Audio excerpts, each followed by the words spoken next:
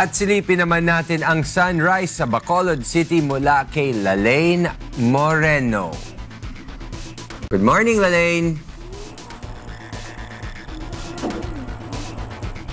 Yes, good morning.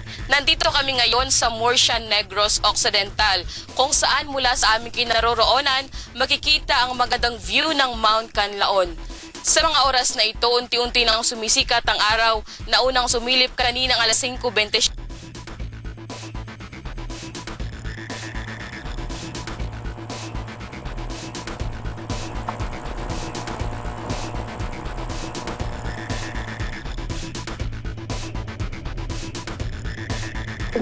Ang Mount Canlaon ay isa sa mga pinakaaktibong bulkan sa Pilipinas, kung saan nasa 26 na beses na itong sumabog mula noong taong 1919 hanggang sa kasalukuyan. Kabilang din ito sa Pacific Ring of Fire.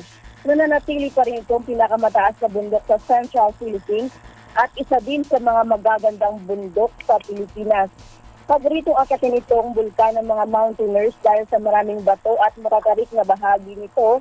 Dito din makikita ang mga kakaibang klase ng mga ibon at mga migratory birds mula pa sa iba't ibang bahagi ng Asia.